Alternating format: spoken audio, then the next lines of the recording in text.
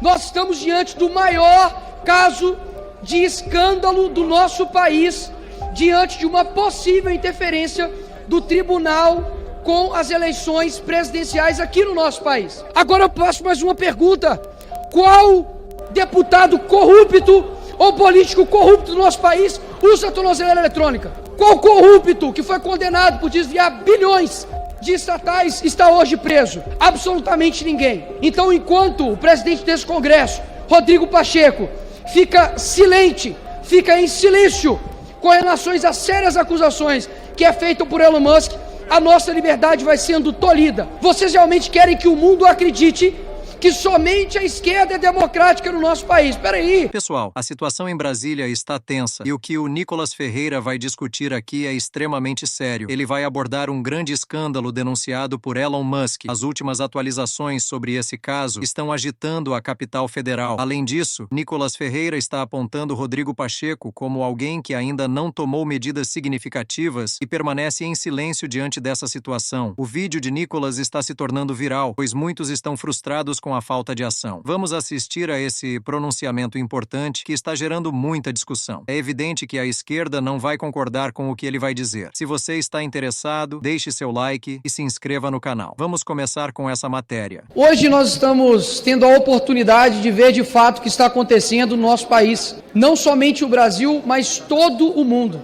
As declarações do Elon Musk, se for verdade, de fato mostram que nós não estamos vivendo uma situação de normalidade no nosso país. E é impressionante como somente o presidente do Congresso e a mídia escrava trata como se não estivesse acontecendo nada, horas. O segundo homem mais rico do mundo tem feito sérias acusações, tanto ao Supremo Federal como também ao TSE no período das eleições, e não é simplesmente levado em consideração. Mas quero lembrar aos senhores de que quando o porteiro do condomínio do Bolsonaro disse algo, a palavra dele foi relevante para poder colocar como se Jair Messias Bolsonaro fosse o mandante da morte da vereadora Marielle. Agora, vamos lá, vamos ver os cenários. Se caso o que Elon Musk está falando é mentira, vocês saem ganhando. E nós saímos envergonhados, afinal de contas, nós de forma ingênua e inocente acreditamos na palavra de um bilionário. Mas se for verdade, senhores, nós estamos diante do maior caso de escândalo do nosso país, diante de uma possível interferência do tribunal com as eleições presidenciais aqui no nosso país. E horas, qual é o prejuízo de, por exemplo, nós gerarmos uma investigação, colocarmos aqui a CPI do abuso de autoridade, ou até mesmo investigarmos, afinal de contas, o prejuízo será para quem? O prejuízo de investigação não é para ninguém, a não ser para quem talvez queira esconder algo. É impressionante como nós vemos as coisas acontecer aqui no Brasil, e são pouquíssimas pessoas que de fato estão entendendo a gravidade de defender a nossa liberdade.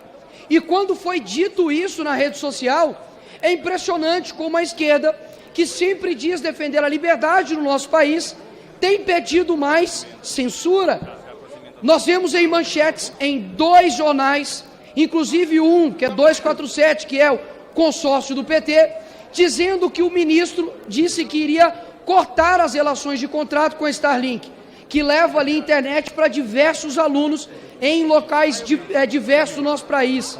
Agora, eles comemoraram isso, afinal de contas são contrários aos bilionários, menos, por exemplo, o Bill Gates, menos, por exemplo, os bilionários que despejam dinheiro nas ONGs aqui brasileiras para poder continuar aumentando a agenda da esquerda aqui no nosso país. Então o que eu tenho a dizer é que vocês querem pagar de defensores da democracia as horas. Nós tivemos aqui há pouco tempo o mentor do maior escândalo de corrupção do nosso país, José Dirceu, discussando no Congresso Nacional. E vocês querem dizer que, na verdade, criminosos são aqueles que querem defender a liberdade na internet? Vocês realmente querem que o mundo acredite que somente a esquerda é democrática no nosso país? Espera aí. Que pessoa de esquerda no nosso país hoje tem suas redes sociais bloqueadas, eu pergunto? Qual parlamentar de esquerda já teve as suas contas bloqueadas? Eu tive as minhas contas bloqueadas logo após as eleições do ano passado, e até hoje eu não sei o porquê disso. Eu não tenho acesso aos autos. Nós temos hoje pessoas usando tornozeleira eletrônica e sendo condenadas a apenas de 16 anos, porque fizeram baderna aqui no Congresso Nacional. Os black blocs que destruíram e cansaram de fazer bagunça aqui no nosso país foram absolvidos.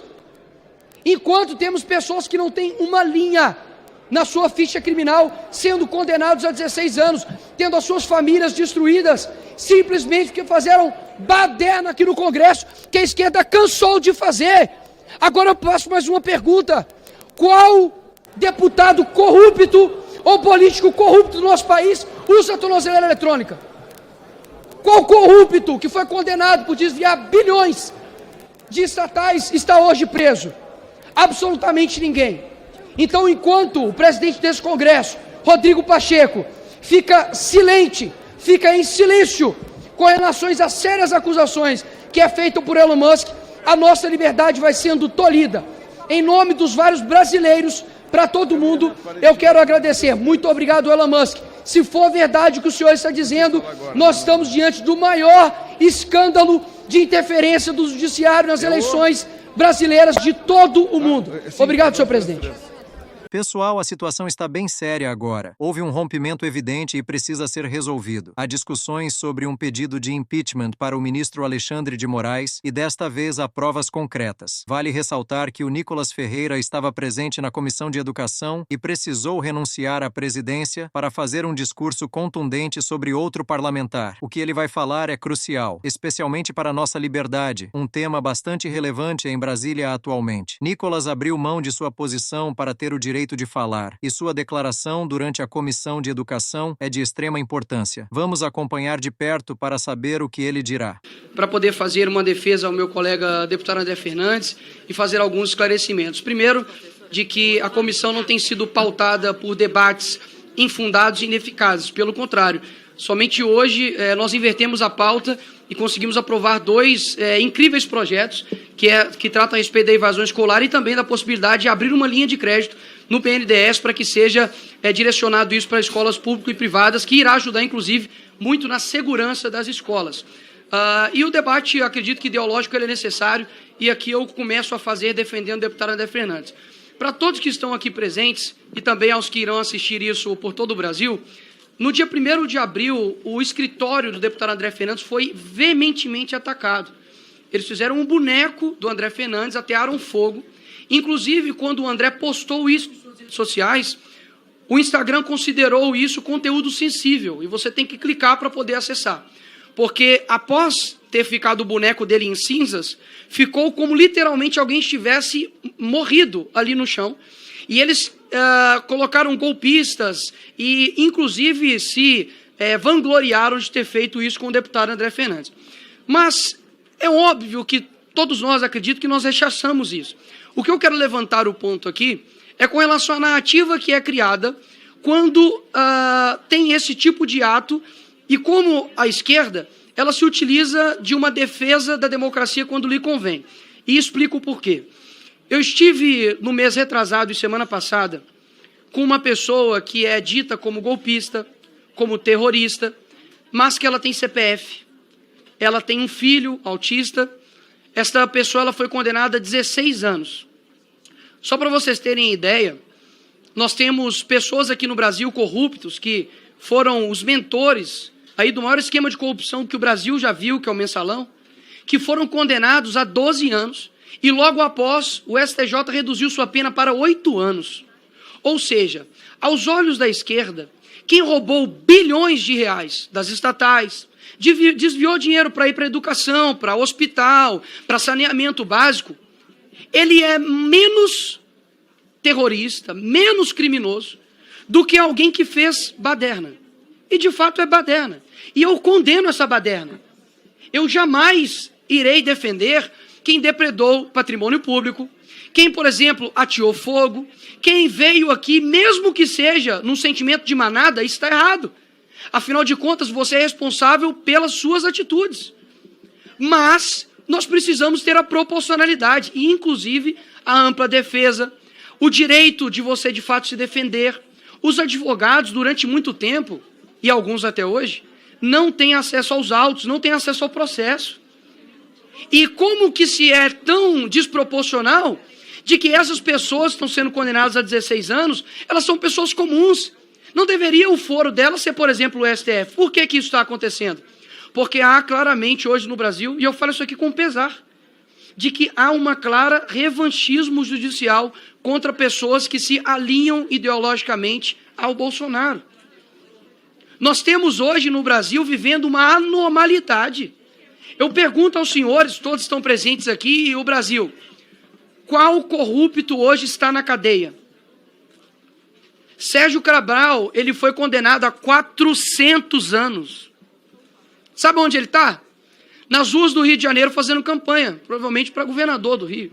E olha que se continuar do jeito que está, vira, porque até então uma pessoa que estava no presídio há pouco tempo virou presidente.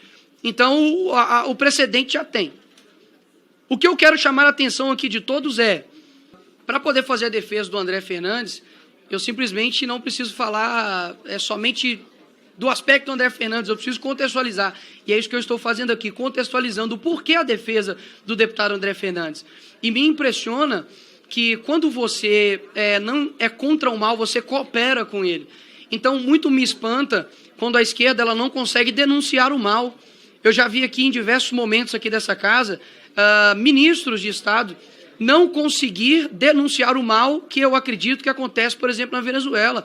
É só colocar assim no YouTube, para quem está assistindo, coloca assim, ó, tanque de guerra Venezuela.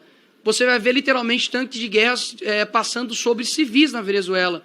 Inclusive a própria ONU, que tanto eles utilizam para poder dizer que é uma verdade infindável de uma organização, já condenou os atos tanto da Venezuela quanto da Nicarágua.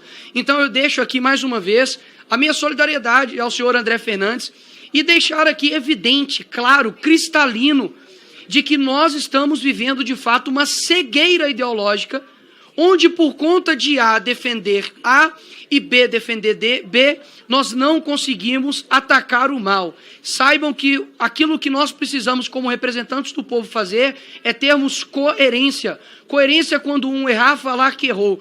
Eu nunca defendi nenhuma pessoa que depredou o patrimônio público aqui nesse Congresso. Vocês nunca irão me ver ir a vias de fato de agressão. Se algum dia eu falei palavrão na minha vida, se foi filmado, eu peço desculpas. Mas não me recordo, tanto aqui nessa casa ou com nenhum colega. O que acontece hoje é que existe, digamos, uma régua, que eles colocam, a régua de 30 centímetros, eles colocam que o 15 já não é mais o meio, que o meio é o 2 centímetros, ou seja, qualquer coisa que estiver no 10, no 20, vira muito extremo. Então, quando, por exemplo, você defende a legalidade do processo, para que pessoas como as pessoas do dia 8 não sejam taxadas de terrorismo e tenham penas aplicadas a elas exorbitantes, que ultrapassam da normalidade nossa jurídica, isso se chama extremismo. Eu não acredito que isso seja extremismo. Eu acredito, de fato, que as pessoas precisam pagar, inclusive uma pessoa pagou, com a própria vida. Isso aqui não é uma opinião minha. Se a maior instância do Ministério Público, que é a PGR, deu o parecer favorável para a soltura do Clezão, isso não foi feito. E por 2 meses isso foi ignorado. Sabe qual foi o fim do Clezão? A morte. E eu estive no velório dele. Lhes pergunto, eu sei que quando, aquilo que Hannah Arendt fala, né, que é a banalidade do mal, você passa na rua um dia, você vê um morador de rua, você se assusta. Deputado Gilberto, como é possível ter uma pessoa morando na rua, deputado Ottoni? Isso é muito mal, isso é ruim. Essa pessoa precisa ter dignidade. Só que no segundo dia, você acha não tão anormal. Passa-se uma semana, um mês, um ano, e pessoas morando em situação de rua passam a ser normal. Afinal de contas, a continuidade do mal faz parecer que não tem problema. É exatamente isso que está acontecendo. E digo mais, esta pessoa que eu visitei semana passada, ela é uma mãe de família que não tem uma linha em sua ficha criminal. E eu estou para te falar para vocês, eu não quero ter que usar a tribuna dessa casa para poder anunciar mais uma morte. E quem é o responsável? Quem será responsabilizado por um autista e um morador de rua ter ficado preso 8 meses dentro da cadeia e agora foi solto por um erro jurídico. Ele será indenizado? Alguém irá defendê-lo? Os direitos humanos se colocará por ele? Ou seja, é necessário, ao defender deputado André Fernandes, mostrar todo o contexto anterior de explicar o porquê eles não serão favoráveis a pedir, não para que puna, porque o nosso papel não é esse, aqui não é uma comissão parlamentar de inquérito, mas pedir meramente, senhores, para quem talvez aqui não está entendendo, é solicitar à Procuradoria-Geral da República que apure possíveis crimes. Ou seja, não somos competentes para tal. PGR, veja se há algum crime. Se houver, a PGR irá dizer. E eu defendo este instrumento aqui nesta comissão. Acho válido, acho que é o nosso papel como devidos representantes. E, por fim, dizer que, se Levante Popular não é terrorista pelo que eles fizeram, vocês também têm que anistiar os outros demais. O que eu digo é, ambos para mim são baderneiros. Olha só, isso chama-se coerência. Ambos para mim são baderneiros. Ambos para mim passaram do ponto na defesa das suas ideias. Isso é ser coerente.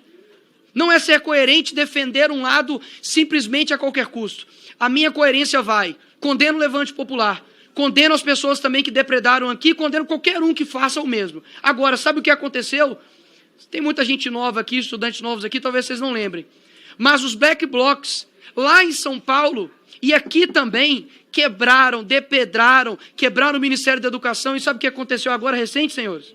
Em 2019? Foram absolvidos por faltas de provas. Nós não estamos vivendo uma normalidade. Toda a minha solidariedade ao deputado André Fernandes, e a coerência precisa prevalecer e a hipocrisia, quando necessário, será exposta. Obrigado a todos. Então, pessoal, vocês viram essas duas falas do Nicolas Ferreira no plenário da Câmara dos Deputados e depois na Comissão de Educação? É realmente importante entender isso. Chega um momento em que a esquerda não aceita nenhum tipo de contraponto, e é necessário que pessoas de fora intervenham para restaurar a ordem dentro desta casa legislativa. Além disso, o que Nicolas Ferreira mencionou é extremamente interessante. Ele aponta que não há nenhum político de alto escalão condenado por desvio milionário de verbas, como nos casos do Mensalão, Petrolão e Lava Jato, que esteja usando tornozeleira eletrônica. Isso é chocante. Ao invés disso, vemos pessoas sem histórico criminal sendo monitoradas por tornozeleiras eletrônicas simplesmente por estarem em Brasília, sem terem cometido nenhum crime. Isso é um absurdo. Se não tomarmos medidas, se não nos manifestarmos, se não denunciarmos inclusive para a comunidade internacional, a situação pode piorar. A recente declaração de Elon Musk, afirmando que vai divulgar documentos comprometedores assim que garantir a segurança de seus funcionários do Twitter, pode ser um ponto crucial. Esses documentos possivelmente contêm evidências contra figuras como Alexandre de Moraes e outros. Se não agirmos rapidamente, isso pode resultar em repressão e censura. É preocupante ver que políticos como Arthur Lira e Rodrigo Pacheco estão tentando acelerar o processo de regulamentação das mídias sociais. Eles estão tentando adiantar esse processo porque percebem que a situação pode ficar complicada. Se a situação se voltar contra o ministro Alexandre de Moraes, isso afetará a todos, inclusive Lula, Pacheco e Lira. É uma reação em cadeia. Eles estão desesperados e tentando parar esse processo a todo custo. Precisamos observar como isso se desenrola e torcer para que a verdade venha à tona. Se gostou deste vídeo, dê um like e se inscreva no canal para receber mais conteúdos como esse. Juntos, podemos fazer a diferença.